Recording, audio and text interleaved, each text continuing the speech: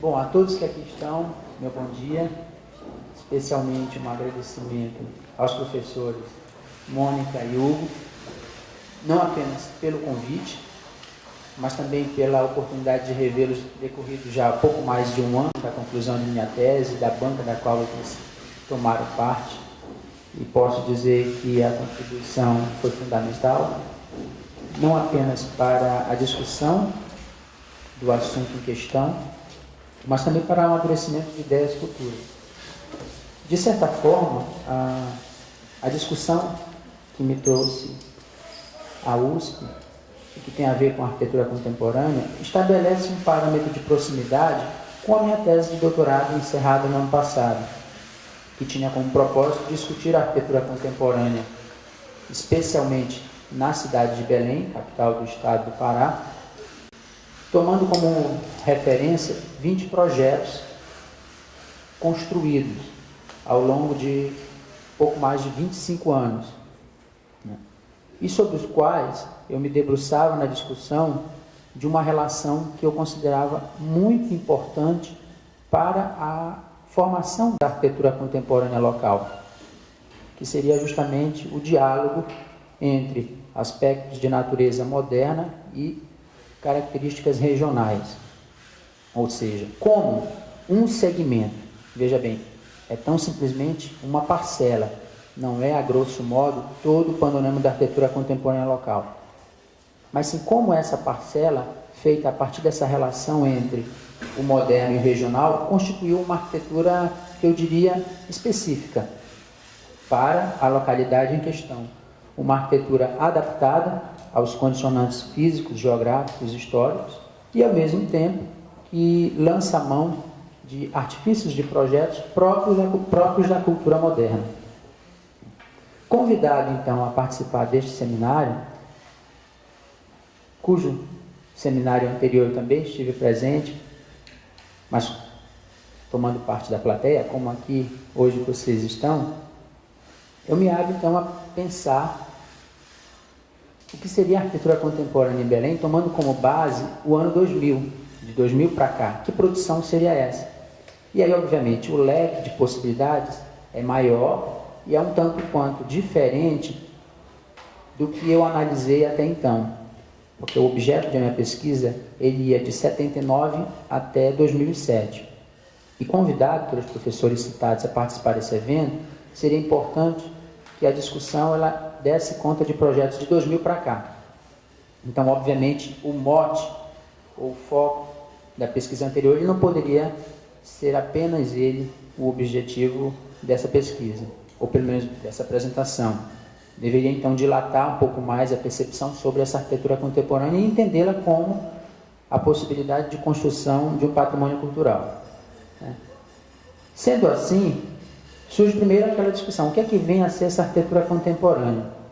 Já que, e isso não é uma exclusividade do Estado paraense, há uma certa dificuldade no âmbito nacional em sistematizar esse conhecimento, até porque é uma produção recente, com a qual nos deparamos diariamente com projetos publicados em revistas, revistas especializadas, mas a produção de livros, ou pelo menos a crítica nesse sentido, ela não é uma crítica que se estende a todo o contexto nacional.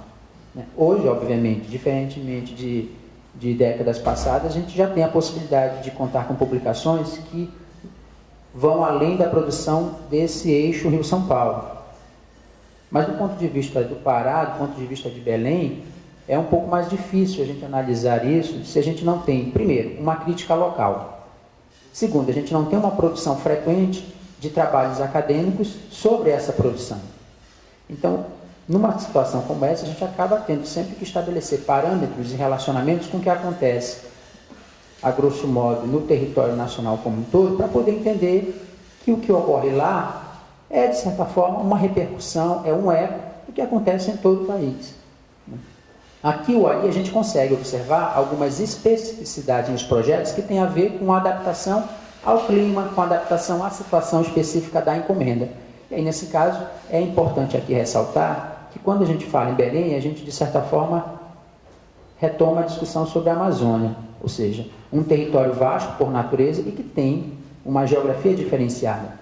Uma geografia que dá conta de um clima muito peculiar, onde chove constantemente, onde as únicas estações que a gente pode dizer que são bem definidas é aquela estação onde chove muito e aquela estação onde chove pouco, mas chove sempre. É uma umidade que constantemente supera a casa dos 80% anualmente, ou melhor, diariamente. Então,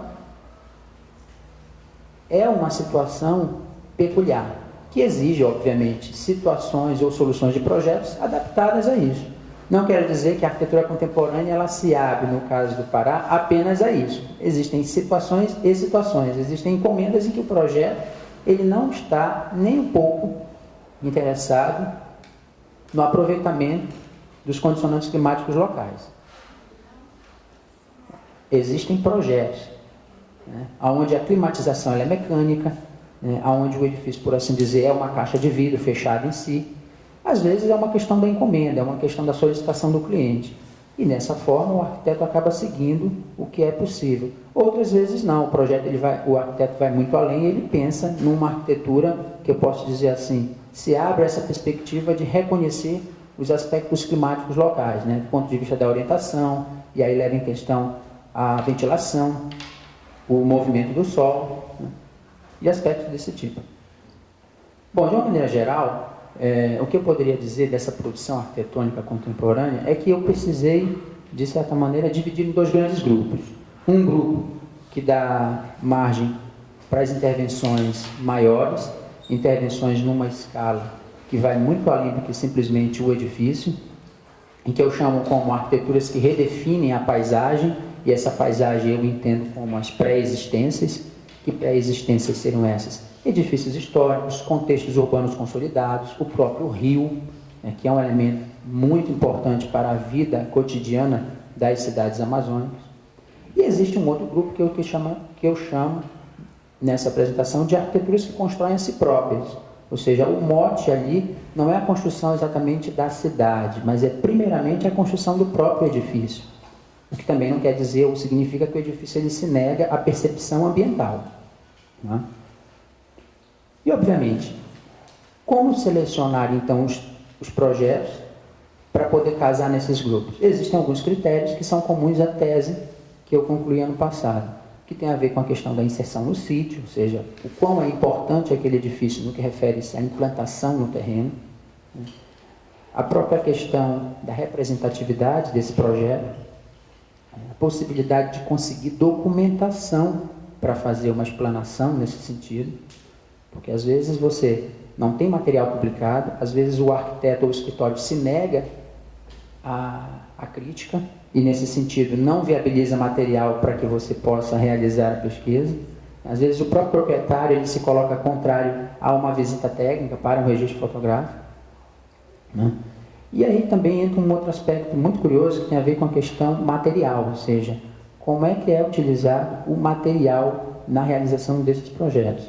Porque, em certa medida, você tem materiais regionais, como a madeira, como a telha cerâmica, e, em certa medida, você tem outros que não necessariamente são tão usualmente utilizados na região, e que nem por isso deixa de ser regional também, né? Como, por exemplo, o alumínio. Aquela região ela é uma região profícua na produção de alumínio, mas o alumínio bruto, né? A alumina. E, às vezes, quando se utiliza a brise, se para e pensa, pô, mas isso aí não é um elemento muito próprio da região.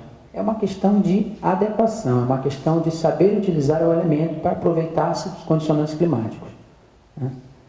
E a própria visão que hoje a gente pode lançar mão do que é o regional, é uma outra discussão que eu levanto também nessa apresentação, porque a maneira de se pensar e de se ver o regional é diferente da maneira de se pensar e ver o regional nos anos 80, nos anos 90, onde ela era, de certa forma, muito restrita a uma utilização limitada de materiais locais.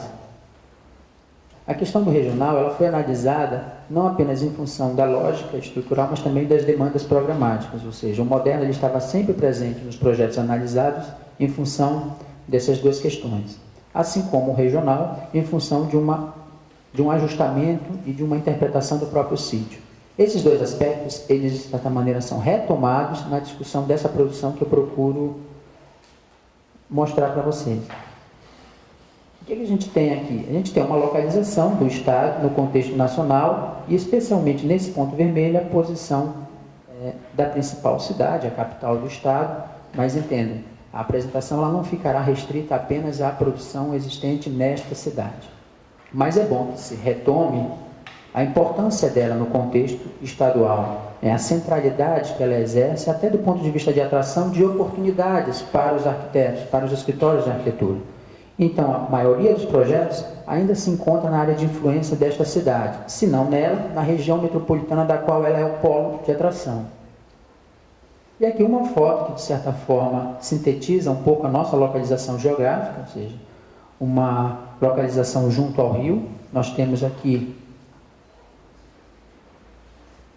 a Baía do Guajará, que é a baía que separa a cidade de Belém da Ilha do Marajó, que está por detrás ainda dessas ilhas fluviais, e aqui um afluente do rio Amazonas, que é o rio Pará, que contorna a outra borda da cidade. E nessa leitura visual e aérea, a gente tem a possibilidade de perceber uma certa centralidade vertical numa área nobre, de certa maneira uma área antiga, um bairro histórico, que é o bairro de Nazaré, e na sua área de expansão, que já vem a ser o bairro do Marco, um bairro planejado no início do século XX. E aí, dessa forma, a verticalização ela segue em função da própria saída e entrada da cidade. Do ponto de vista terrestre, a cidade de Belém ela só é acessada por uma única rodovia e que cria um caos, do ponto de vista de trânsito, terrível diariamente. Ou seja, para você entrar e sair não apenas da cidade de Belém, mas da região metropolitana, você tem que passar invariavelmente por essa rodovia. E é ao longo desta que tem se concentrado boa parte dos empreendimentos recentes imobiliários, não apenas do ponto de vista de condomínios horizontais, como também verticais. Aqui uma outra visão da cidade, tomada a partir de uma daquelas ilhas, onde a gente percebe pela foto o quão importante é para a cena diária do rio, não apenas como um elemento de transporte, não apenas como um elemento de construção da paisagem, mas como um elemento definidor do próprio espaço. Aqui a gente tem, então, algumas cenas do século XX, só para que a gente possa fazer, de uma maneira sucinta, uma linha do tempo para poder chegarmos até a recente produção arquitetônica. No início do século XX, ainda em função das riquezas obtidas com o ciclo da borracha, a gente tem uma cidade em ebulição, uma cidade que passa por uma série de transformações urbanas, arquitetônicas, tal como a capital do estado do Amazonas, estado vizinho, a cidade de Manaus. Essas transformações, elas viabilizam justamente a transformação, principalmente da sua estrutura histórica, do seu casco histórico. Aqui uma foto do final do século XIX da sua região portuária. Aqui uma vista dos dois bairros mais antigos. Em primeiro plano, o bairro do Comércio, também conhecido como bairro da Campina, e ao fundo o bairro da Cidade Velha, bairros recentemente tombados pelo Instituto do Patrimônio Histórico e Artístico Nacional. Aqui uma cena do Cais do Reduto, um dos muitos cais que existiam na cidade de Belém, onde o rio ele entrava, ou seja, a chegada dos regatões, das embarcações trazendo produtos e realizando as comercializações, a comercialização dos mesmos. Ela não se limitava a bordo, ou seja, havia essa reentrância, é uma cidade cortada por inúmeros rios, E como trabalhar esses rios é uma questão que até hoje ainda está pendente, porque de certa forma não há projetos do ponto de vista urbano nesse sentido. Há, obviamente, a sensação de que, em certa medida, isso significa quase que uma ignorância, no que refere-se à maneira de legislar o espaço, de definir as leis que controlam esse crescimento e essa ocupação da cidade. Mas é uma realidade. Quase sempre esses rios, eles são tomados como um obstáculo que, quando eles têm que ser aproveitados, eles são simplesmente canalizados, e não feita uma urbanização da maneira mais adequada possível.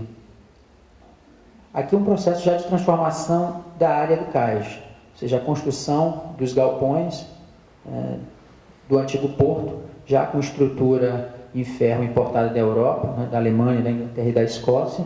Aqui um processo já de urbanização do Boulevard Castilhos França, ou seja, uma área completamente aterrada ao longo do século XIX, porque até o início deste mesmo século XIX, a cidade ela se limitava a essa borda aqui. Todo este aterro ele foi feito, não apenas para agregar uma condição melhor de comunicação entre polos dessa cidade, tanto o bairro mais recente, que era o bairro do comércio, quanto o bairro ao fundo, que era o bairro da Cidade Velha, como também dar a condição de um porto organizado para que pudesse ser feita toda a comercialização de produtos movimentada durante o ciclo da borracha. Aqui uma cena típica da cidade, ou seja, o bonde na principal via de comércio, a Avenida João Alfredo, com a sua tipologia tradicional, casas coladas, sobrados. Invariavelmente, o máximo que você tem de gabarito são 3 andares. E aqui, uma foto de um espaço público por natureza, e por excelência, que é a Praça da República, um dos muitos espaços que na época foi urbanizado pelo intendente Antônio Lemos, e que de certa forma está presente em algumas publicações. O próprio professor Hugo tem uma publicação que trata de paisagem, da construção da paisagem, e que eram espaços que tinham esse propósito, ou seja, tornar a cidade um espaço aprazível. A reurbanização desse espaço. Diversas praças foram feitas ao gosto do freguês, e o freguês quase sempre ele tinha uma peculiar atração pela arquitetura europeia. Então são praças que normalmente vão remeter ao estilo francês ou ao estilo inglês.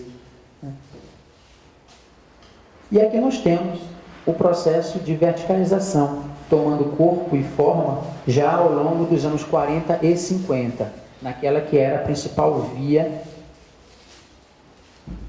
de comércio da área central, a Avenida Presidente Vargas, que originalmente era denominada Avenida 15 de Agosto. Então aqui ao fundo a gente tem o porto, e aqui uma tomada contrária. É aqui que, de certa forma, a gente pode colocar como o início da nossa discussão sobre a arquitetura contemporânea. Porque a arquitetura contemporânea, ela é, de certa maneira, no nosso estado, devotada aos engenheiros que produziram a arquitetura nos anos 50 e 60. São esses engenheiros que somente depois que o curso de arquitetura é criado em 63, é que vão, de certa forma, produzir arquitetura na cidade de Belém. E produzir uma arquitetura que, da sua maneira, traz consigo elementos referenciados na arquitetura moderna. Esse processo de verticalização, ele, de certa forma, se consolida com esse tipo de arquitetura. Ou seja, uma arquitetura plural, uma arquitetura diversa, que traz consigo não apenas elementos art déco, como racionalistas, como modernos, cujos protagonistas são, por assim dizer, arquitetos que eu coloco aqui como da primeira geração. Embora o primeiro curso de formação seja o curso de engenharia, eles são, de fato, os profissionais que vão realizar a arquitetura na cidade de Belém nesse momento de transição pela qual a cidade passava. Ou seja, cessado o ciclo da borracha, em meados da década de 10 e 20, a cidade ela entra num processo de estagnação econômica, que obviamente tem consequências na produção do seu espaço urbano. Isso é natural a toda e qualquer cidade que passa por esses momentos de transitoriedade entre ciclos econômicos. Com a retomada das finanças, com a recuperação econômica, a cidade ela começa então a se recuperar, não apenas do ponto de vista financeiro, mas também, como reflexo, a própria produção do espaço ela começa a entrar, por assim dizer, na onda da modernização que toma o Brasil nesse período. Muitas agências dos Correios no Brasil começam a ser modernizadas sob uma linguagem déco. Em Belém também. Da mesma forma, algumas escolas. Muitos clubes esportivos começam a ser construídos sob uma linguagem moderna. Em Belém também começará a acontecer isso. Então veja, não há, por assim dizer, uma ruptura entre o que acontece lá e o que acontece, a grosso modo, no contexto nacional. E é justamente essa não ruptura que é devotada a esses profissionais, dentre os quais o Camilo Porto, que, a grosso modo, ele vai justamente produzir uma arquitetura que, num certo momento, ela é autodidata, mas é também uma arquitetura fruto de algum conhecimento estrito que ele tem sobre o contexto local e sobre a arquitetura moderna nacional. São telhados borboletas, são situações de laje aparente, são construções sinuosas, com rampas, onde o próprio concreto ele assume o papel de protagonista da construção. E isso a gente consegue observar tanto em projetos executados, quanto em projetos que não saíram do papel, né? Especialmente no caso desse projeto aqui, que era o da antiga Superintendência de Desenvolvimento da Amazônia, é claro e evidente a analogia que ele começa a fazer com algumas tipologias modernas, com as quais vocês já devem ter tido contato, né? A história do embasamento e da coluna ou do edifício vertical que se soma a este embasamento.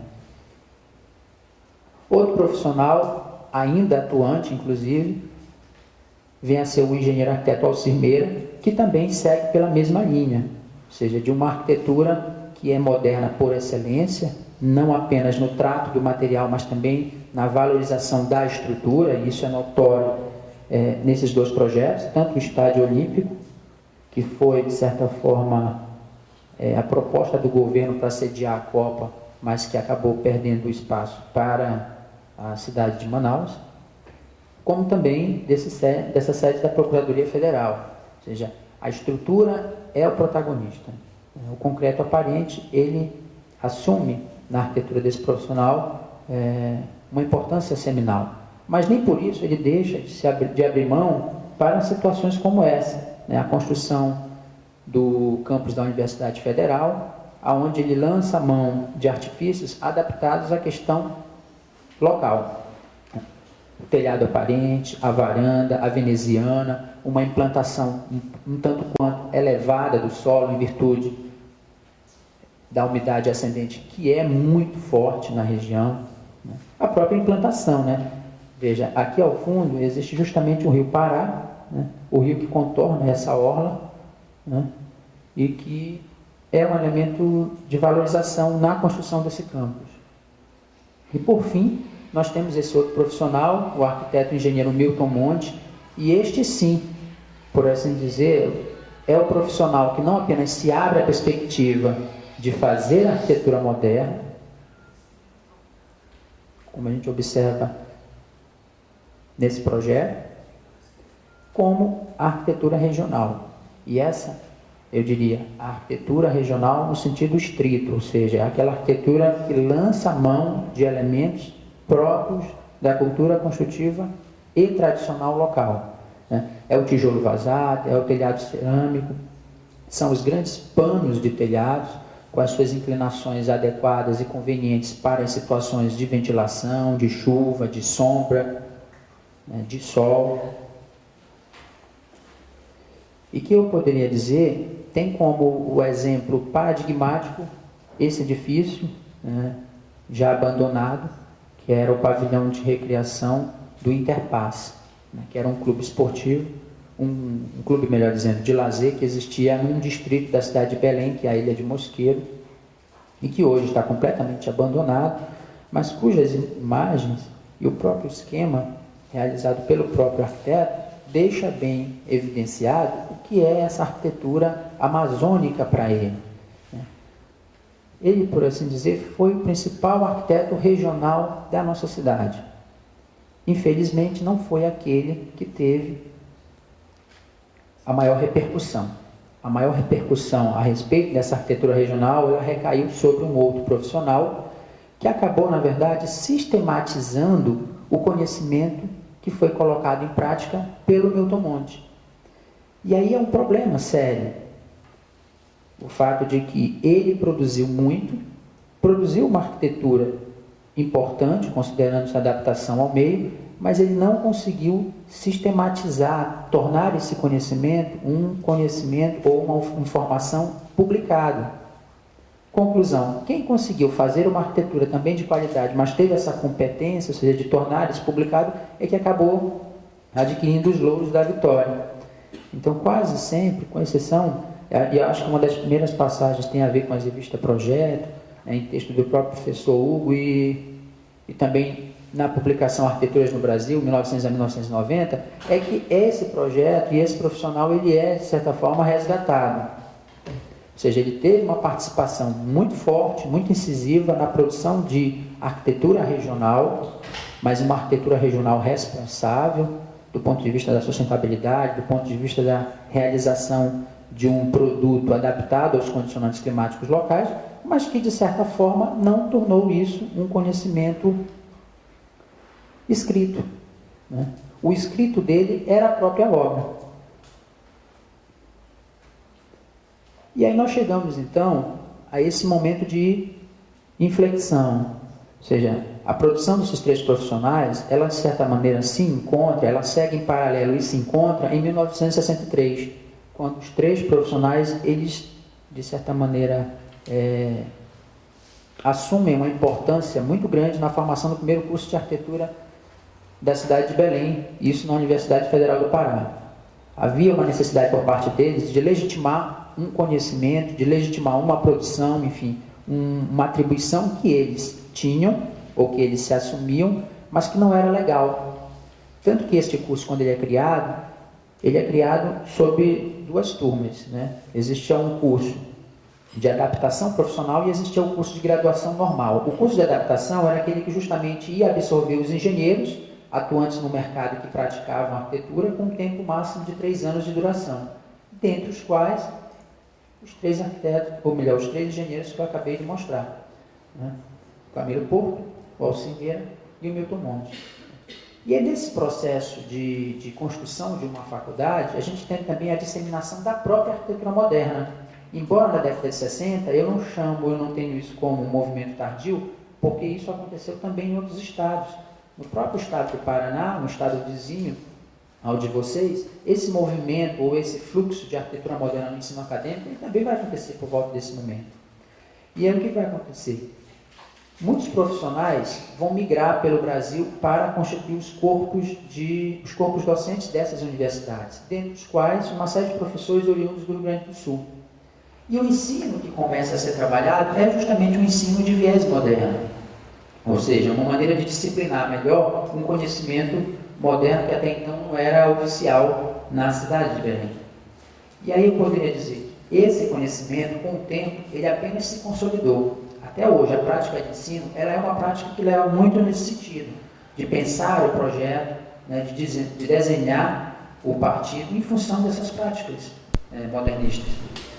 Além do que, paralelamente, a gente vai ter, já nos anos 80, os chamados estudos daquele profissional que eu acabei de citar, que acabou ganhando ou levando os louros da vitória sobre a produção do Milton Monte, que é o João Castro Filho.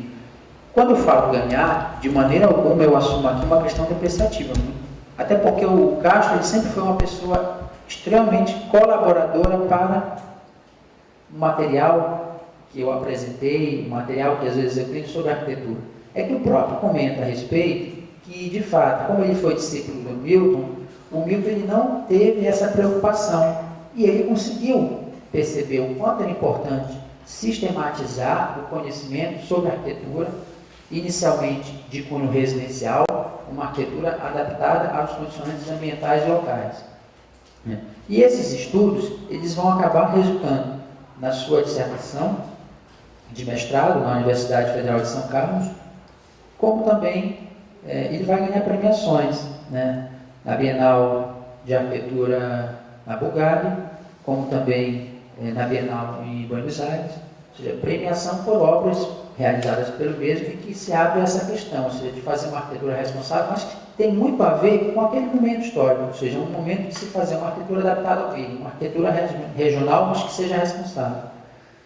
Aos estudos dele, eu coloco também uma outra figura importante, que é o professor Juscelino Cabral, porque é com ele que começa a ter espaço na grade curricular dos cursos a questão do conforto ambiental, como um estudo sistematizado, né? A preocupação com o clima, com a chuva, com a umidade, né? Com a insolação, é o quanto que isso é importante e deve ser observado na produção da arquitetura. Por fim, eu diria que essas questões, elas somente abrem a possibilidade para uma discussão maior, que tem a ver com a questão do regional, ou seja, qual o lugar do regional no momento contemporâneo.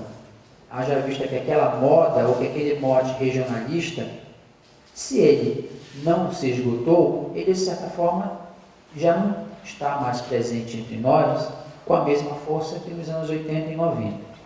Sendo assim, o que, é que a gente poderia hoje, no nosso caso específico, considerar como regional? O regional seria um estilo ou seria uma atitude? Eu particularmente penso, até em função das pesquisas já realizadas, que hoje ele tem muito mais, ou ele assume muito mais um papel de atitude do que de estilo. E dentro dessa questão de atitude, ela tem a ver com isso, ou seja, de você pensar o local, pensar o espaço, pensar o lugar, em função das suas especificidades, sem ficar restrito à utilização de uma paleta limitada de materiais. Porque ser regional não é você fazer uso exclusivamente de poucos materiais, mas que são tradicionais naquele local. Eu acho que ser regional é você se abrir também à discussão ampla de observar o que acontece em outros contextos, mas utilizando-se de materiais, exatamente por conta disso, que são adaptados àquela realidade, mas que não necessariamente são aqueles que tradicionalmente só são utilizados ali. Aí eu retomo a questão do alumínio, retomo a questão dos vidros. A questão da veneziana, que normalmente são aquelas pequenas tábuas que existem em esquadrias e que são feitas de madeira, que permitem a ventilação cruzada, é um elemento que historicamente está presente na trajetória da arquitetura amazônica. Basta que vocês possam retomar alguns exemplos, como a arquitetura de Severiano Porto, em Manaus, como a arquitetura praticada pelo arquiteto paulista, inclusive Oswaldo Bratis, na Serra do Navio, no estado do Amapá, e a própria obra de alguns desses três arquitetos, e algumas obras de alguns desses três arquitetos que eu citei anteriormente. Essa veneziana, se a gente trouxer para o momento contemporâneo, ela está presente, de certa forma reinterpretada, nos bises metálicos, nos bises de alumínio, que existem em algumas obras, inclusive eu citarei uma delas em específico mais adiante, e que é extremamente bem utilizada. Então aí cabe essa discussão, ou seja, há uma evolução na maneira de pensar o regional, e que é devocada muito a esses profissionais, a essa percepção do meio, né, e que tem a ver, logicamente, com o momento presente.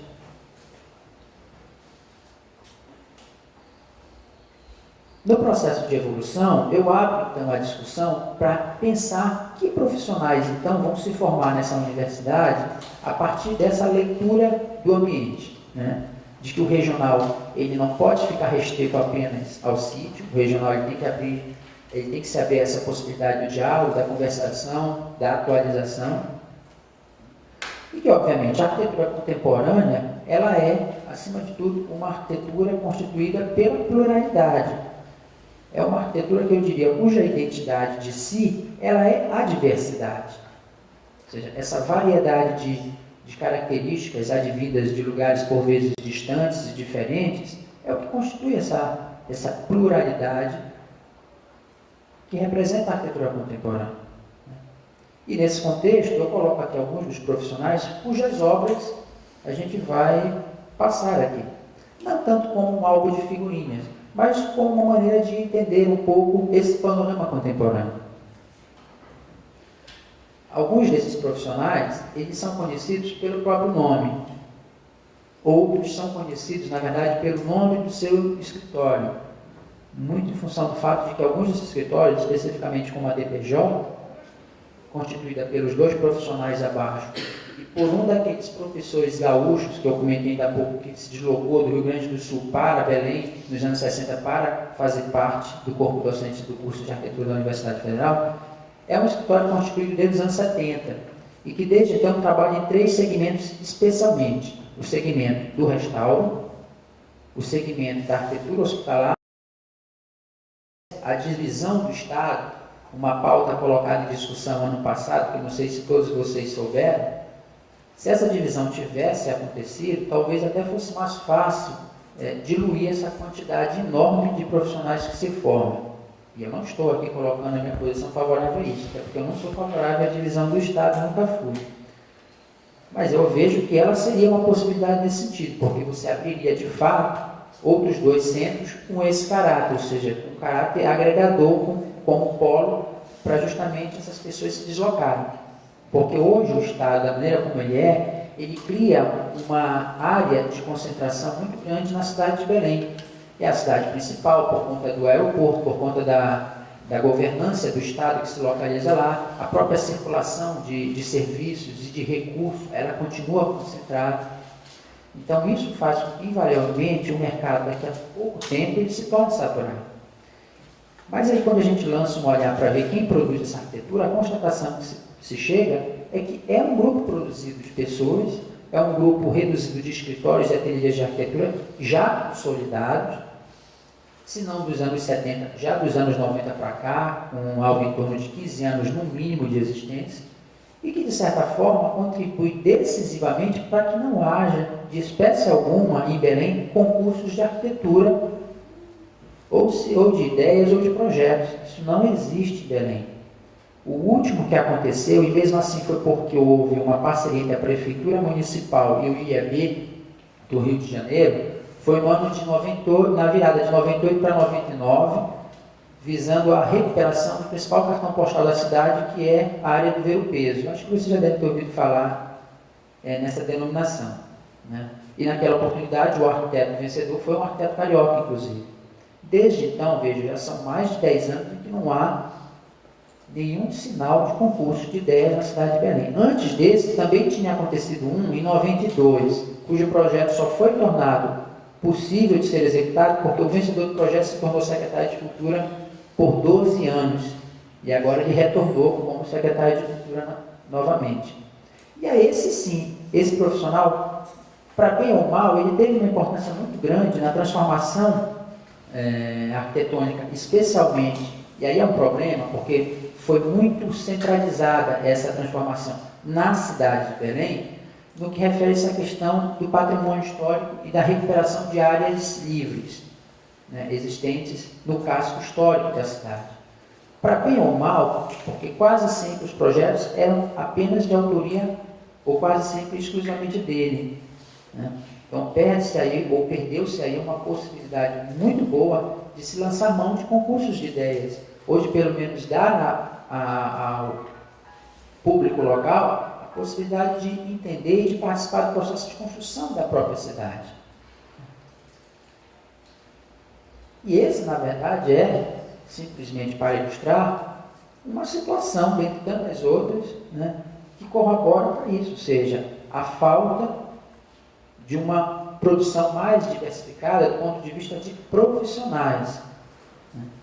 Uma outra questão importante, que eu já até comentei no início, tem a ver com a falta de crítica local. Tem arquiteto em Belém, arquiteto com escritório já consolidado, que não aceita ter o seu projeto discutido por profissionais locais. Eu tive muita dificuldade em fazer a tese, no que refere-se a especialmente um escritório, no qual inclusive eu estagiei, porque ele não aceitava a análise que não fosse por um crítico de fora, né?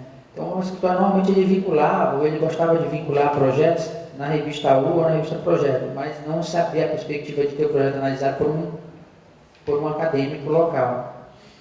Então essa falta do diálogo, né, essa dificuldade muito grande em compreender ou em sentar e discutir, é também um elemento característico da arquitetura local.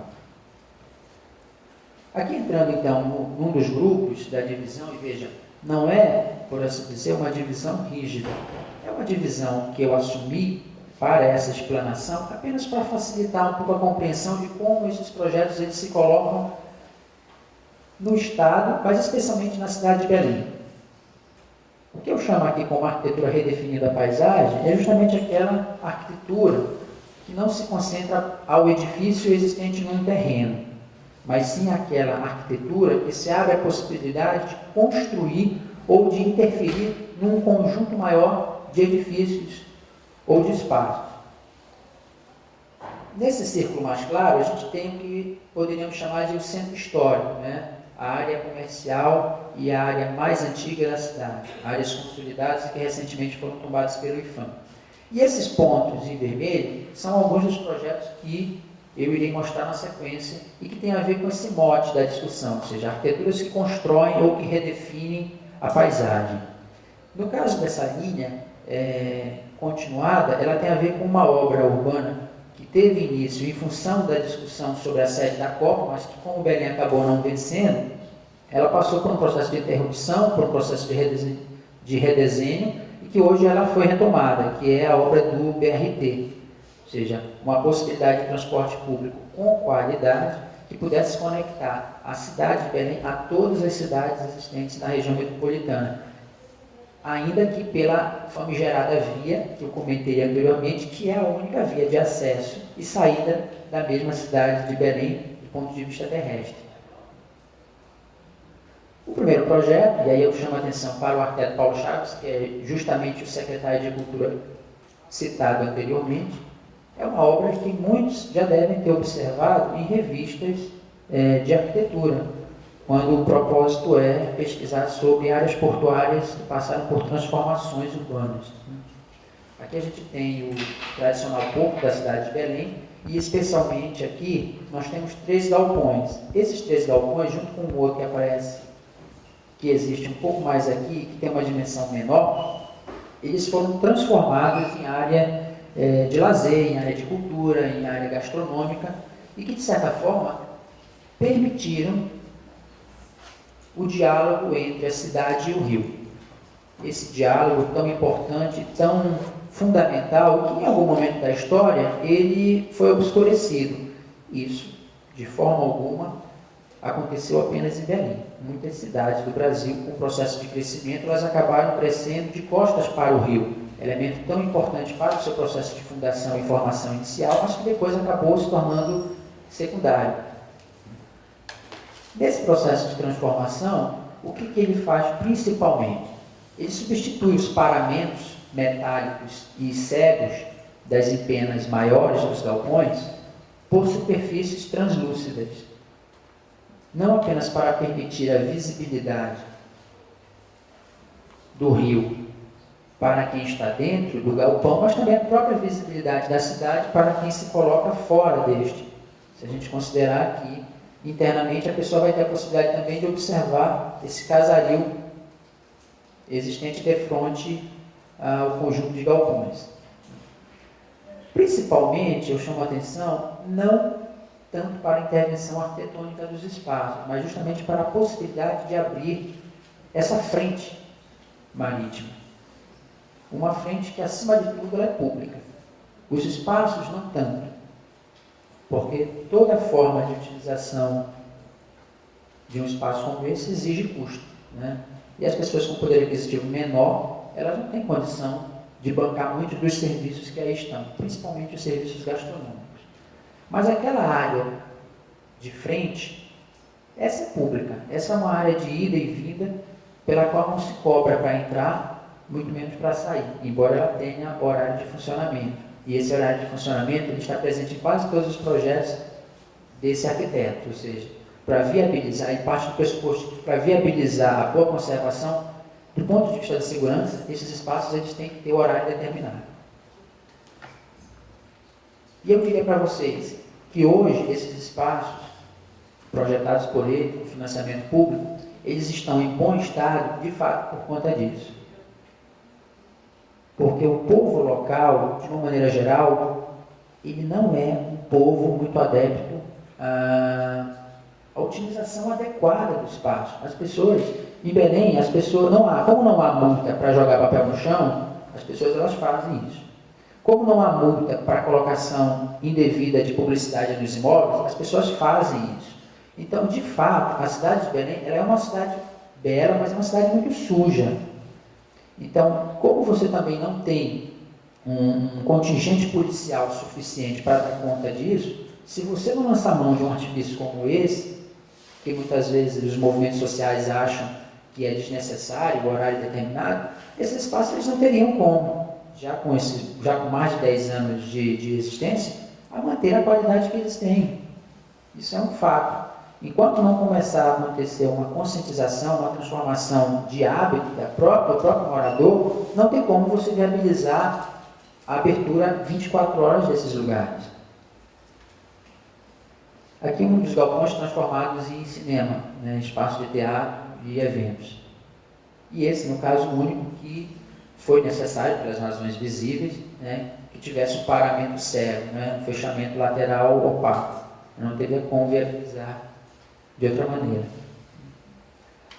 Um outro projeto, e aí no caso um parque urbano, limítrofe à área central, ao centro histórico de Belém, é o Parque Mangal das Garças, cujo projeto paisagístico é inclusive de uma arquiteta daqui de São Paulo, a arquiteta Rosa Clines, que inclusive ela tem uma atuação muito grande em Belém durante a gestão deste arquiteto, e isso de 95 a 2006, porque boa parte dos projetos desenvolvidos por ele vão contar com a colaboração dela na realização dos projetos paisagísticos.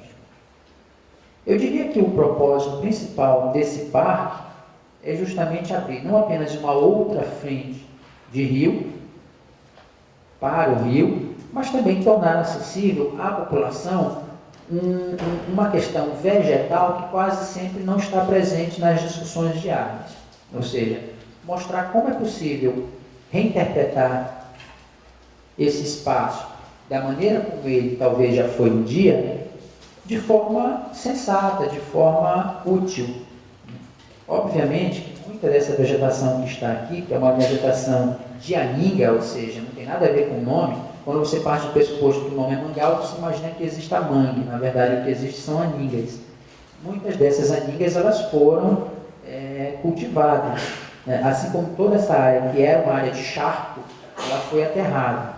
Ainda assim, ele se abre essa perspectiva de que você possa oferecer ao público um espaço de qualidade, um espaço verde, numa área central, numa área valorizada. Também não se paga para entrar, mas obviamente que os serviços que lá existem, eles são cobrados, dentre os quais a subida no farol, o restaurante, e uma série de outros equipamentos menores que existem distribuídos aqui, como livraria, sorveteria, a própria visita ao borboletário. De certa maneira, esse projeto ele é interessante, não apenas por essa condição de abertura do diálogo, mas justamente porque ele permite às pessoas a possibilidade de retomar o centro histórico de uma outra forma, que não apenas pela materialidade dos edifícios seculares que lá existem.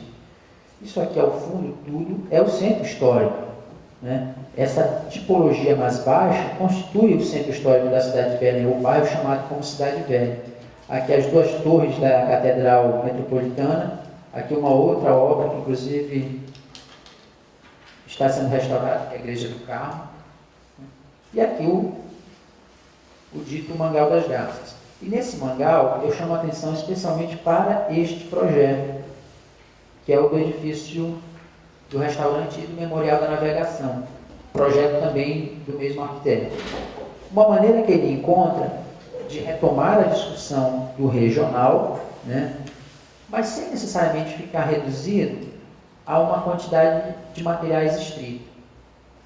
Da maneira como vocês observam, ele não tem um telhamento cerâmico, mas nem por isso deixa de ter um grande telhado, uma influência clara da obra ainda de Milton Monte, ou seja, os grandes telhados como um elemento de abrigo, como um elemento de acolhimento, né, que permite dar conta não apenas do núcleo da construção, mas também da varanda.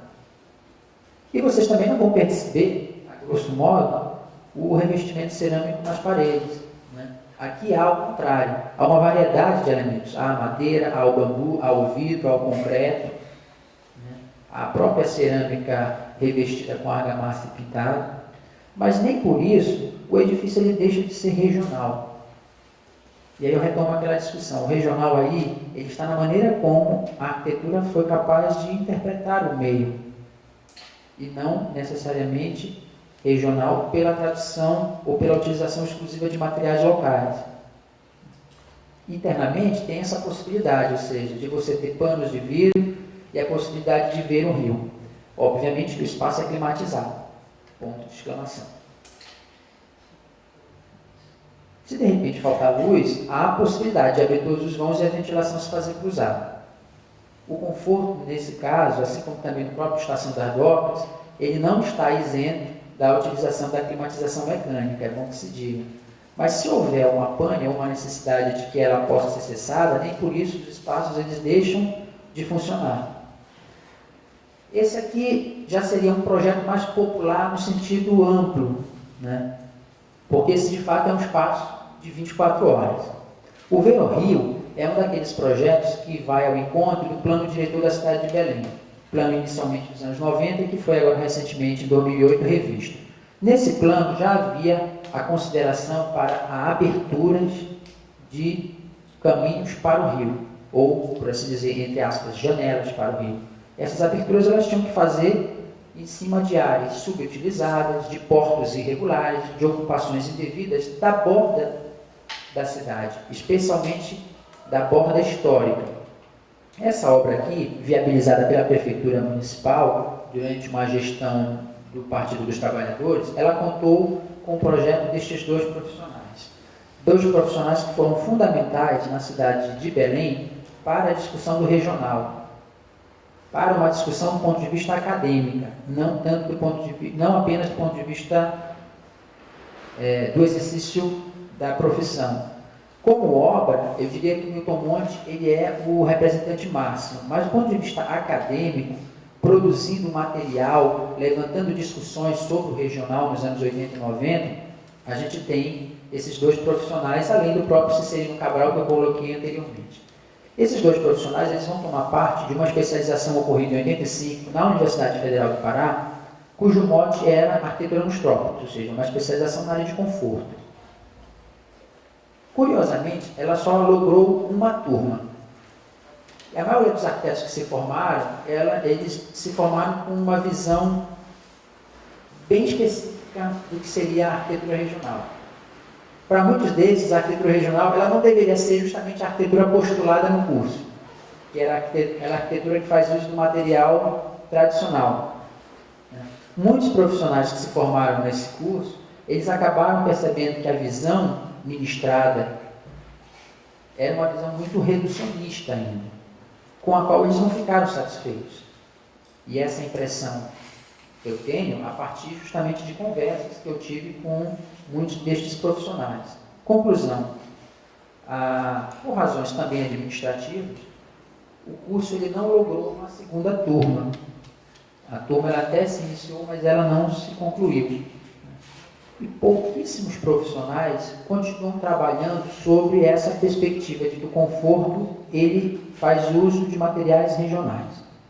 Boa parte dos profissionais formados nesse curso saiu de lá justamente com uma visão adversa do que aquilo que era o mote metodológico dele.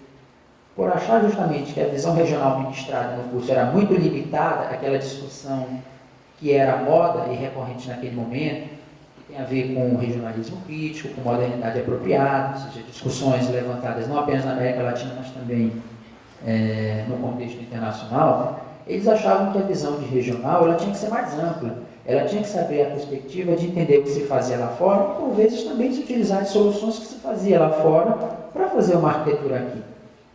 Tem um profissional específico que algumas obras que eu irei mostrar mais adiante, ela vai justamente numa visão adversa do regional estrito. Mas nem por isso o curso ele deixou de ser importante. E eu acho que ele foi importante justamente por conta disso. Porque ele levantou uma questão, não necessariamente uma bandeira, mas levantou uma questão sobre a qual abriu a possibilidade de discutir de fato o que é um regional no contexto local. Mas nem por isso, mesmo esgotada essa pauta, esses dois profissionais, no caso José Raiol e o João Castro Filho, eles deixaram de produzir arquitetura ainda com um viés regional pela utilização de material local. Aqui a gente tem a possibilidade de ver um espaço não apenas natural, pelo próprio aproveitamento dos recursos existentes, do ponto de vista de vegetação, do ponto de vista do rio, na criação desses caminhos, desses percursos, mas também na própria constituição desse artefato. Esse espaço, que seria um espaço aberto, um espaço livre, onde as pessoas poderiam ficar lá sentadas, praticando o ócio, se esse ócio for produtivo, melhor ainda, ou simplesmente descansando ou contemplando a paisagem. É um espaço simplesmente constituído de madeira e telha de cavaco, um espaço livre internamente, com a estrutura bem definida, que não tem outra função a não ser essa, ou seja, é um espaço de passagem, não é um espaço de permanência. Mas se tiver que seja uma permanência curta, mas dentro desse propósito que eu levantei. E ainda assim, é um espaço realmente agradável, mas ele é agradável porque ele consegue ser pensado de acordo com a situação geográfica, de acordo com a situação em que ele está. E aí, nesse caso, eu retomo a questão do regional. Ele é regional não apenas pelos materiais que aí estão, mas ele consegue também ter o seu êxito, porque no conjunto projetado, ele se insere bem. Ele se insere adequadamente ao propósito maior do espaço. Que é isso, é um espaço de lazer, é um espaço de passagem, é um espaço de acolhimento. Esse outro projeto já tem a ver com a administração municipal que permaneceu em Belém nos últimos 8 anos. Né? O propósito aqui era justamente criar, nessa borda aqui, que pertence à Marinha, toda uma área de orla que se estendesse até a região da Universidade Federal. Se a gente voltar aqui um pouco às imagens, deixa eu só explicar para vocês aonde seria a conclusão disso aí.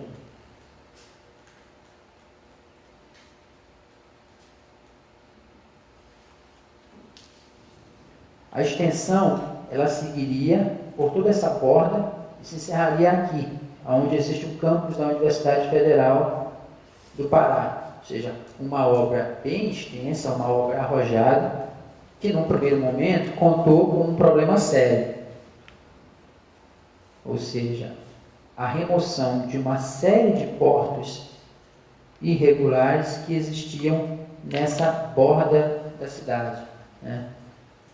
Construções que foram realizadas de maneira aleatória ao longo do tempo, né? Sem a regularidade necessária, e que deveriam, ao ser removidas, ser recolocadas ou ser reposicionadas num espaço projetado com esse fim.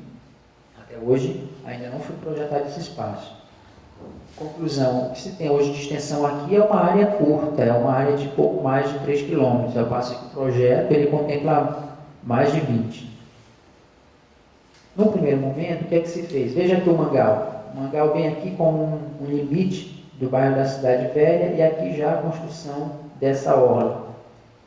No primeiro momento foi necessário não apenas a remoção desses portos, como a criação de um aterro, né, utilizando-se justamente de areia da própria borda. Né. Foi feita toda a delimitação, e aqui mais uma vez o mangal, né, com farol, restaurante, aqui ao fundo a Cidade Velha. Aqui a gente já começa a ver a evolução da obra e a pavimentação tendo início. Até então, a via que chegava na universidade, se não era pelo meio da cidade, era uma via que passava aqui, onde vocês veem essa linha verde. Ou seja, era uma via da qual não se podia ver o rio, porque justamente essa ocupação aqui de borda é uma ocupação secular que aconteceu de forma desenfreada, sem nenhum controle.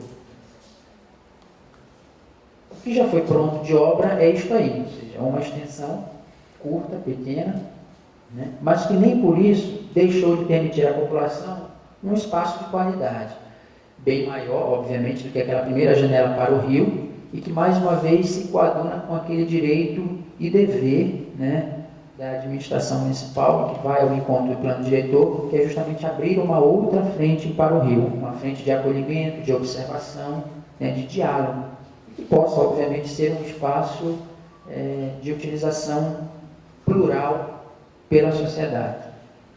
O grande problema desse projeto, a meu ver, ainda tem a ver com isto aqui, ou seja, ainda não foi regulamentada a ocupação disso aqui.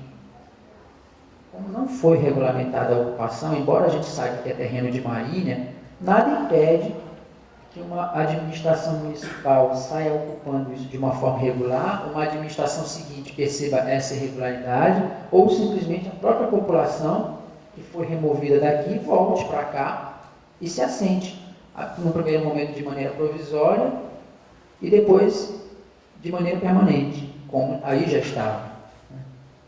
Ou seja, uma obra que tem o seu valor, mas que foi feita de forma incompleta. Quando eu falo incompleta, não tem a ver com a extensão, que ainda não foi toda. Tem a ver com o fato de que você pensou no processo de pavimentação, de aplicação de infraestrutura dessa borda, mas você ainda não pensou na ocupação do que acontece ao longo dela, o que é necessário, o que é fundamental.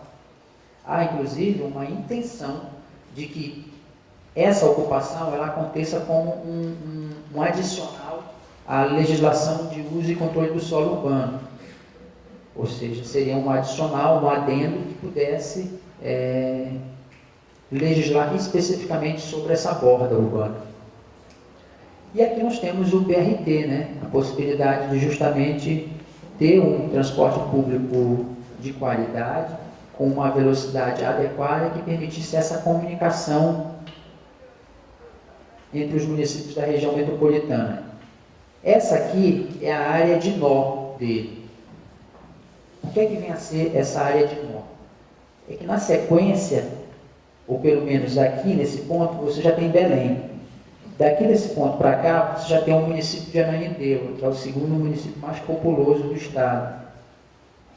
E tão importante quanto a cidade de Santarém e a cidade de Marabá, outras duas cidades existentes a oeste e a sul, respectivamente, do estado, e que seriam as capitais dos outros dois estados que surgiriam caso o estado do Pará fosse desmembrado. Ananindeua surgiu eminentemente como um espaço dormitório, no qual a Coab, ao longo dos anos 70 e 80, construiu inúmeros conjuntos habitacionais, e que hoje tem a sua importância, mas fundamentalmente porque lá reside mais de 500 mil pessoas. A cidade de Belém hoje ela tem em torno de 1,2 milhão, 1,3 milhão. E se a gente for pensar que a Ananindeua tem 500, pouco mais de 500, e a segunda cidade mais populosa, isso não é pouco, né? Há sua importância nesse sentido. E como hoje a cidade de Belém está tendo que crescer sob uma forma de conurbação, muitos empreendimentos, não apenas habitacionais, mas também de comércio e serviço, estão migrando para as áreas livres existentes no município de Ananindeua, porque o que sobra hoje de área livre na cidade de Belém são áreas institucionais, são áreas públicas, especialmente áreas de marinha, de exército e de aeronáutica. Inclusive, algumas delas têm sido discutidas em reuniões e em assembleias públicas, porque em alguns pontos da cidade tem acontecido a venda de áreas institucionais para a iniciativa privada para a realização de condomínios. Bom, o BRT ele vai justamente ter essa extensão aqui, né? Ao fundo a gente vê a cidade de Belém, né? Lá aquele rio, o Rio Pará, que é justamente o rio onde vai ter aquela orla mostrada anteriormente. Para essa extremidade aqui direita tem justamente o centro histórico e a Estação das Docas. Né? Essa avenida aqui, que é a Avenida Almirante Barroso, quando ela chega aqui nesse entroncamento, ela se torna a BR-316, uma rodovia federal. Essa outra ponta aqui, ela leva para o distrito industrial da cidade de Belém, conhecido como Icoraci. E isso aqui é uma outra ponta que entra ainda pela cidade de Belém. É uma via que segue mais ou menos paralela a esta que aqui está. Aqui um caso de teste, né? A colocação do ônibus, né? E aqui um grande problema, um grande dilema. Ou seja, a administração passada ela comprou as estações, mas ela não se deu conta que elas eram, do ponto de vista de conforto, inadequadas para o clima local. Com a mudança de administração, isso tudo foi repensado, então já está se pensando, já está se trabalhando como é que vai se rediscutir o custo desperdiçado nessas paradas. Aqui, ainda do ponto de vista de redefinir a paisagem, a gente tem a questão do patrimônio. E aqui algumas obras também que tiveram como propósito a redefinição da paisagem, mas abrindo-se a discussão do patrimônio histórico.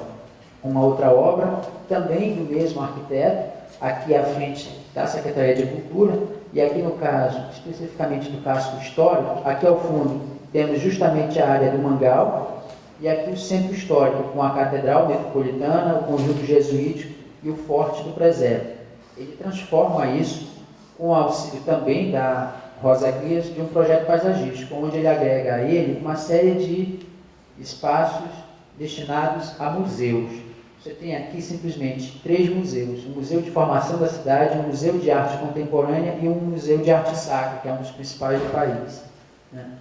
E aí a possibilidade de, ao fazer o desmonte, ponto de exclamação, ao fazer o desmonte da muralha que existia bem aqui, ele abre a visão para o rio.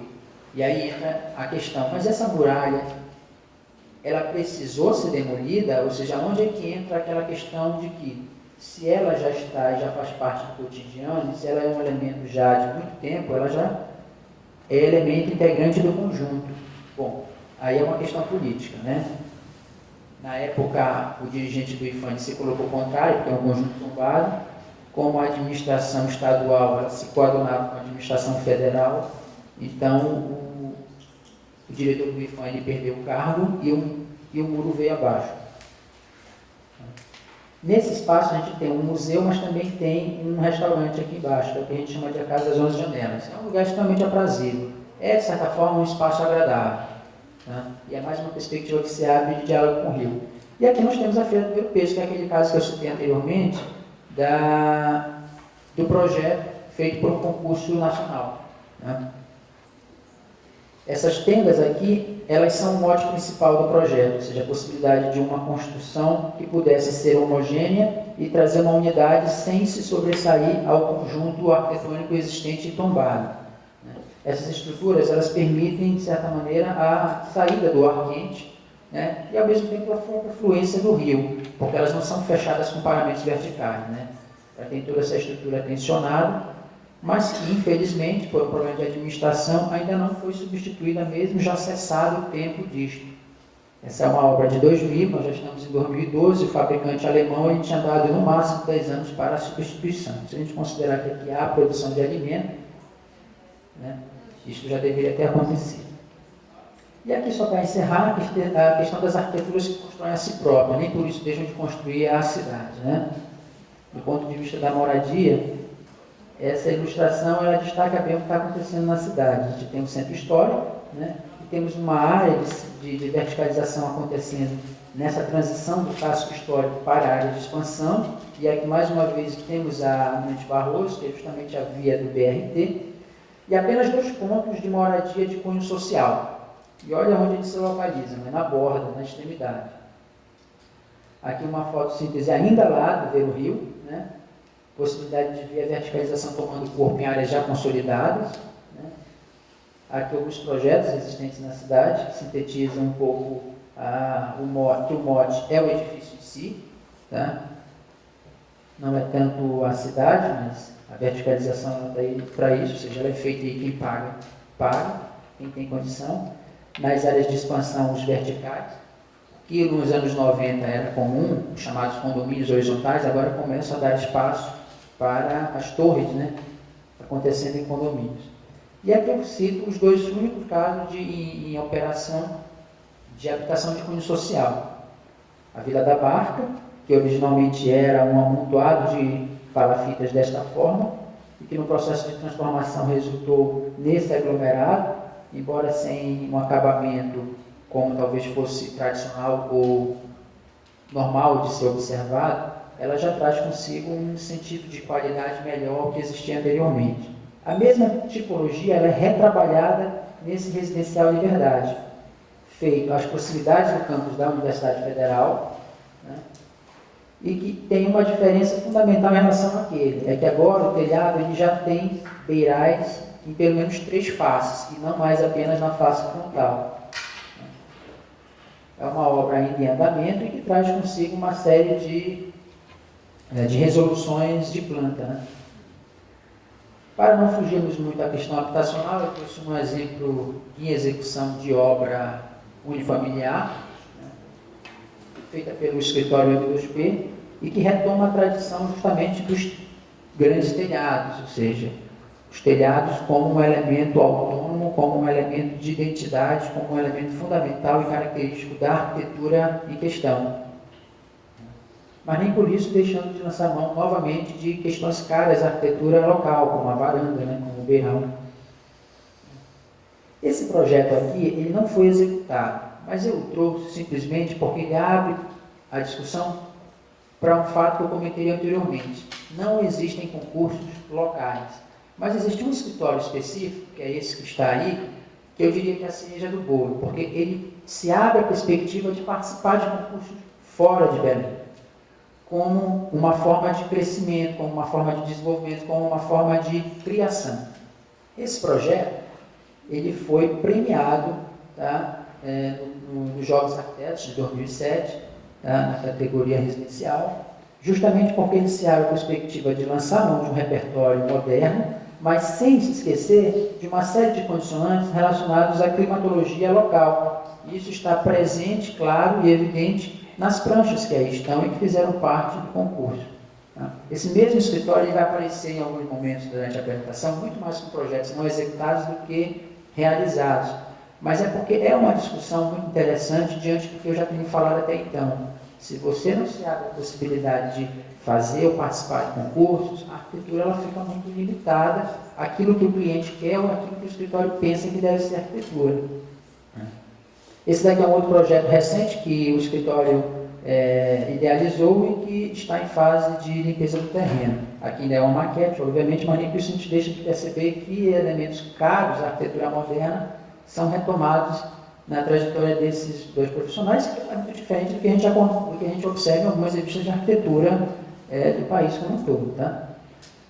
Do ponto de vista de serviços, temos esses dois projetos, né, de espaços de modulados, que, por assim dizer, é onde a gente consegue notar, no segmento comercial, que há algum avanço, que há alguma transformação dentro do que a gente poderia chamar como a produção como um todo. Quase sempre a produção ela é muito limitada à caixinha, com a sua janela, com a sua porta, enfim. Aqui, menos mal, que nos dois casos há uma tentativa de desenho, de trabalhar um pouco os elementos, os materiais. Né? Mas o destaque, talvez, ele se coloque mais nas obras que vêm na sequência. No caso desta e do seu congênere, né, duas obras para o mesmo laboratório, o que está em discussão aí, que eu levanto, feitos pelo mesmo escritório de arquitetura, é que a construção da arquitetura ela se faz indissociável da tentativa de construção de uma identidade para o espaço. Não há uma tentativa de construção da cidade, há uma tentativa de construção de uma identidade para o empreendimento, né?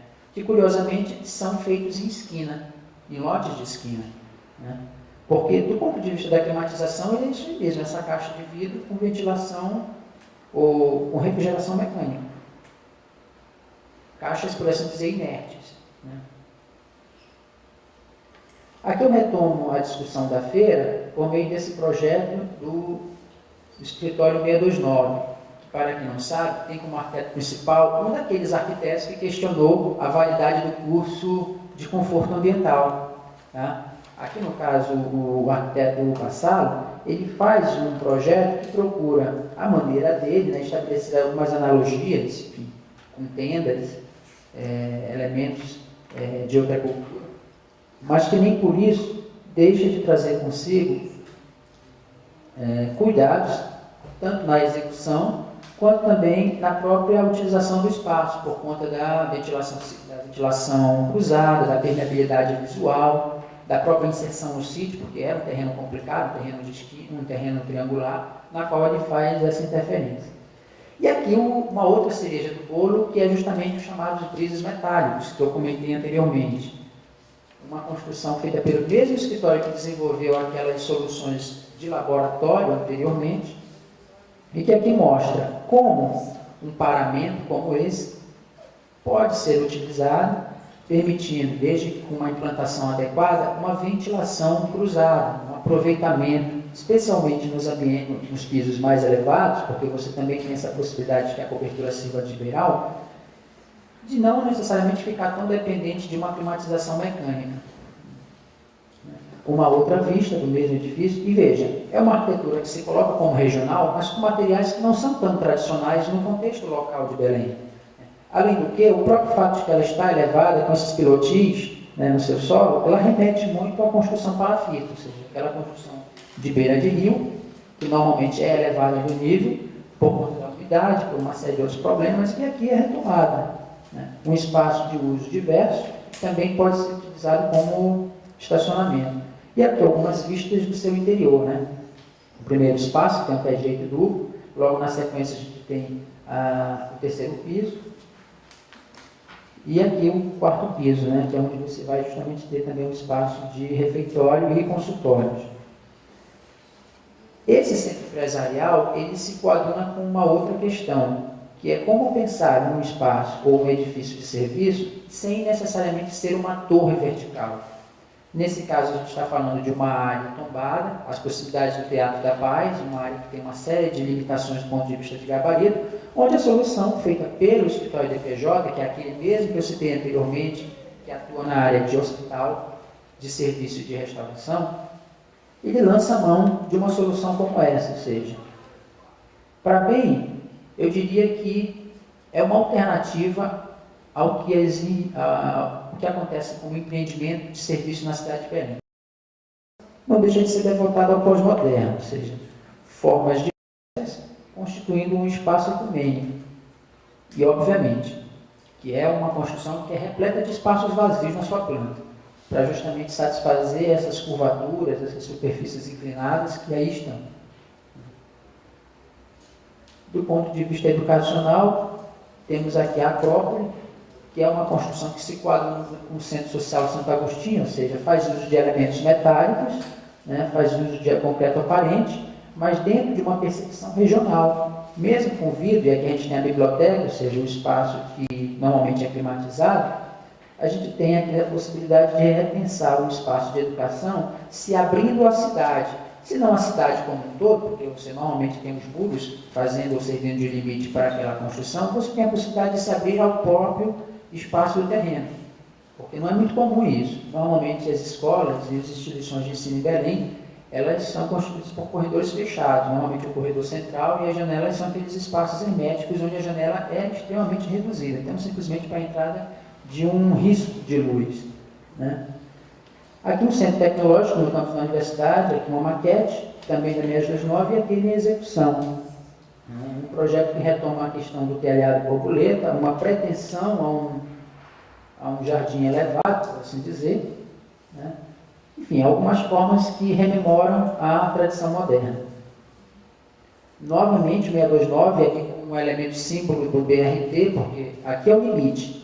Para cá é a Ananindeua, depois dele chegamos a Belém naquele entroncamento que eu mostrei para o BRT.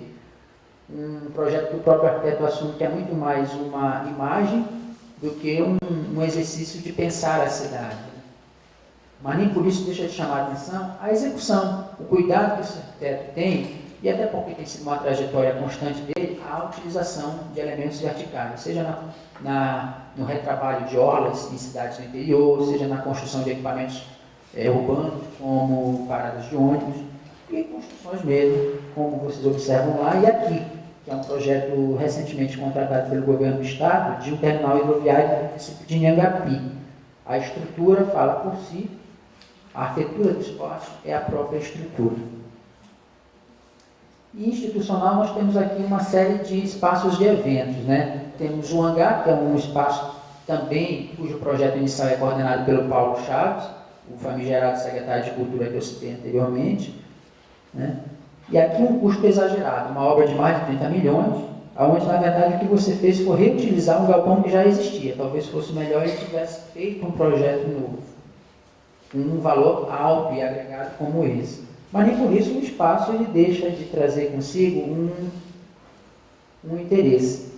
É que desde que esse espaço foi concluído, a cidade de Belém tornou-se um polo de atração para eventos. Um espaço como esse ele tem eventos todas as semanas, ou seja, às vezes a cidade ela se ressente de sentidos de atração. E Belém acabou se formando um sentido de atração muito em função da possibilidade de, com a rede hoteleira, atender a esse fluxo de pessoas e, com um espaço como esse, ter eventos, feiras, seminários constantemente. Aqui o mesmo escritório daquela casinha premiada, né? O escritório desses dois arquitetos, ele recentemente idealizou o espaço de convenção a ser licitado pelo governo do estado para a cidade de Marabá, novamente fazendo uso de uma linguagem que não é muito incomum ao que vocês normalmente observam em alguns desses escritórios de jovens arquitetos aqui, mas que aqui tem sido possível justamente porque ele se abre essa possibilidade do diálogo e de participar de concursos e entender o que acontece lá fora e estabelecer conexões locais, né? Aqui um outro projeto recente, do mesmo projeto, esse ainda em fase de licitação, que é a Secretaria de Segurança Pública, que vai ser próxima do hangar de convenções anteriormente citado, né? De certa maneira, a gente percebe elementos que remetem ou rememoram a arquitetura moderna, mas inclusive também uma obra do próprio Camilo Porto, quando eu mostrei lá atrás, que era a Secretaria de Transporte, que também é caracterizada por uma torre externa de rampas e acesso vertical. Temos aqui o caso da Rede Sara, um projeto de um arquiteto de fora, né, do Lelé, que se coaduna muito bem ao contexto local, do ponto de vista climático, né? É uma estrutura racional do ponto de vista operacional e que se aproveita da vista do rio e da ventilação profícua e que paralelamente conta novamente com a participação desse escritório de arquitetura para a realização de projetos na área hospitalar. Temos o Hospital Metropolitano, na cidade próxima a Belém, temos o Hospital Regional de Santarém, e assim como esse, outros 3 projetos de hospitais regionais pelo interior do estado, e esse daqui que é uma obra inaugurada 2 semanas atrás, que é o complexo contíguo à Santa Casa de Misericórdia. Aqui um caso específico em que, pelo terreno ser restrito, foi necessário fazer uso da torre.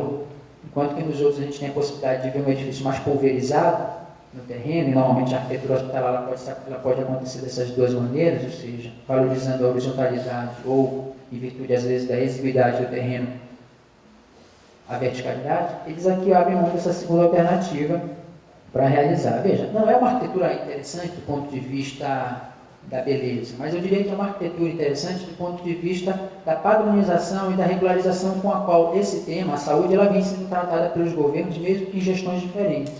Isso eu acho interessante como responsabilidade social, né? E por fim, a gente tem aqui a questão do patrimônio histórico.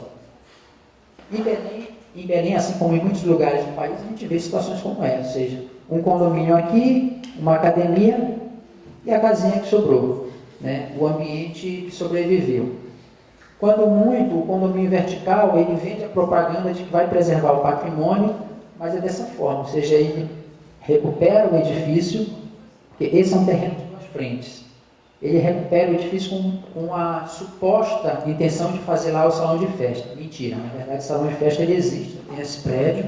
Conclusão, hoje isso aqui está subalocado para uma igreja messiânica, gerando renda para o condomínio. Os próprios moradores, eles não veem muito bem, isso já consegui por meio de relatos, essa coisa de vamos realizar uma atividade no prédio histórico. Eles preferem a comodidade da torre e dos serviços que já existem no próprio edifício, né? Nesse caso aqui é aquela situação muito comum, né? Você preserva a sua sala e cola o edifício no espaço. Quando você adentra, isso aqui é uma clínica de radiologia, você percebe que o porão alto subiu. O nível agora do espaço é o nível da calçada, né? Ou seja, a leitura interna é completamente adversa do que existe na frente. E os órgãos de patrimônio toleram e aceitam isso com a condição de que é a única maneira, a especulação, de preservar o pouco que ainda existe de cara de patrimônio. O que sobra, de fato, é o casco, né? É a fachada. E isso também acontece muito em função do fato de que não existe legislação específica sobre os bens tombados. Ou seja, tomba-se o bem, no caso de Belém, e não se regulamenta, junto com o tombamento, a área de entorno, ou seja, até que altura pode se construir, de que forma pode se construir, e aí fica aquele cabo de guerra. A prefeitura tolera, o órgão faz vista grossa, vai para a justiça, o órgão de patrimônio perde. Esse daqui é um caso de intervenção recente, feito pela iniciativa privada no SESC Cultural, né? Em que aqui houve a possibilidade de preservação, não apenas do casco, mas também de retomar com a linguagem de piso que existia, porque isso tem sido uma prática frequente dos órgãos de patrimônio, ou seja, se você vai fazer uma intervenção num edifício que só tem o casco, procura pelo menos fazer uma quantidade de pisos compatíveis com os vãos que existem para que você tenha a possibilidade de abri-los, porque senão fica aquela situação da fachada e um prédio novo ao fundo. Houve, obviamente, essa intervenção, talvez uma intervenção para algumas agressiva demais, uma clarabóia acima do mezanino, criada no terceiro pavimento, mas que foi aprovado. E aqui o caso da DPJ, voltando, e aqui na área do patrimônio, ou seja, uma construção tombada, uma construção da época da borracha, na Novo, onde a intenção era torná-lo um centro cultural, hoje está subutilizado, inserindo inclusive uma nova torre de circulação vertical. O espaço hoje é isso, eu fui fazer uma vistoria semana passada, porque o PAC tem a intenção de gastar recurso aí, E é aquele caso, né? Você vai gastar mais uma vez recurso numa obra que há 5 anos atrás foi entregue, que por não ter sido utilizada adequadamente, precisa de uma manutenção nova. Novamente a DPJ, e aqui um espaço que originalmente era uma escola, e que foi transformada no Tribunal de Justiça. Essa via aqui é justamente a Manente Barroso, aquela pela qual vai passar o BRT. Aqui ao fundo, uma nesga do hangar, centro de convenções, né? A DPJ ela sempre realiza projetos com um certo critério, nessa forma, na maneira como ela estabelece a conexão entre o novo e o antigo, e com alguns cuidados com relação aos paramentos, aos materiais, e também com relação à colagem desses elementos novos nos antigos, né? Até porque, se vocês forem observar, o gabarito ele normalmente não excede o gabarito já existente, embora essa não seja uma área tombada. O prédio ele é tombado estadualmente, mas não é a área. Ou seja, até hoje pode-se construir torres da maneira como se quiser, no entorno, e se o Estado não criar uma forma de regulamentar isso, vai se criar aí um corredor vertical. E aqui uma vista interna, né? Da maneira com a qual foi repensado o espaço. Aqui um projeto recente, coordenado pelo IFAM, realizado pelo escritório de Raul Ventura, ou seja, uma área perdida no centro da cidade, um cemitério tombado, que ocupa toda esta área, e sobre a qual existe uma grande pressão imobiliária, mas que até então ainda não resultou num ganho judicial para isso. O IFAM tem conseguido ganhar as discussões, né? Porque o que acontece? Esse cemitério ele foi inaugurado em 1850, ele funcionou por 30 anos, ele foi até 1880. De lá até hoje, isso aqui continua da mesma forma. Existe apenas um dia na semana, que é o dia de segunda, que fica culto aqui. Por isso vocês estão vendo o cruzeiro dessa forma. As pessoas elas rendem homenagem colocando aquelas velas de cera na base, e é isso aí que acontece, né? Não existe cuidado nenhum, não existe regulamentação nem administração por parte do município, que é o proprietário do espaço. O IFAM, então, achou por bem contratar um projeto para regulamentar o uso, de repente redefinir este uso. Infelizmente, esse projeto ele já foi declinado e a atual administração resolveu contratar o secretário de Cultura, chamado Paulo Chaves, já citado anteriormente, para repensar o projeto. Ele teve contato com esse desenho e achou que também era interessante fazer um cemitério-parque. Enfim, o IFAM já gastou 300 mil reais lá atrás e é um dinheiro que não volta. E aqui uma obra recente, né, que foi inaugurada no início de outubro, que é uma igrejinha feita pelo arquiteto Lande, um arquiteto muito atuante na cidade de Belém no século XVIII, e que é o único exemplo na cidade em que o mote do espaço não é a construção de retábulos de madeira, e sim pinturas ilusionistas, né? Esse aqui é o altar principal, onde existiria uma tela devotada a São João, tal como existem nos dois altares laterais. Essa pintura ilusionista, né, tridimensional, ela é um caso único na cidade de Belém, feita por esse arquiteto, né?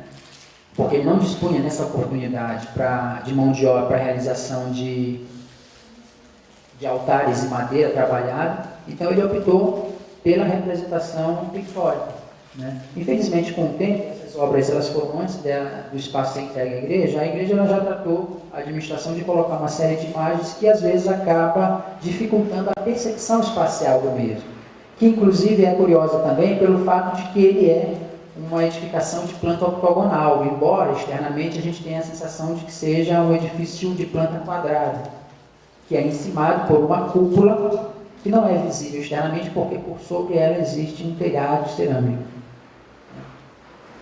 E aí, por fim, só para encerrar, a questão dos concursos, ou seja, mais uma vez a participação daquele escritório, né, em concursos. Aqui nós temos a participação dele na Bienal, aqui um outro projeto que participou de um concurso nacional do SEBRAE, né?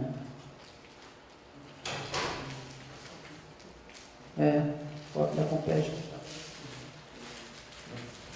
Vai saber, né? Até ontem ela estava. Isso aqui é uma visão interna da Compege. Esse projeto aqui deles, inclusive, ganhou menção honrosa, né? O vencedor foi o escritório local, o Andrade Moretim, e este daqui chegou a ganhar uma menção honrosa.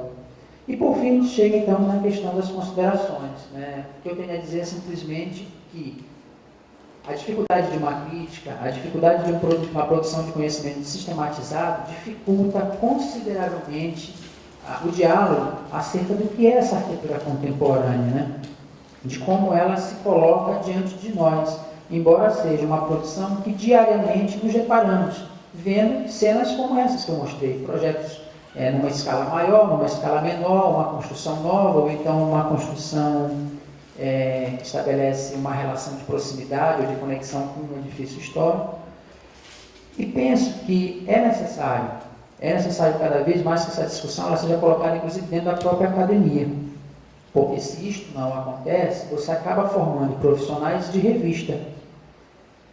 Profissionais que até podem ter um rastro muito grande de arquiteturas passadas, que são sobre aquelas que, em virtude do distanciamento temporal, você tem a condição de passar um conhecimento mais consistente, mas a gente não pode isentar esses profissionais da discussão sobre essa produção, sobre essa arquitetura, porque é com ela que nós convivemos e é acerca dela que nós seremos contratados e chamados a participar. Tá bom? Agradeço a atenção de todos a esse momento.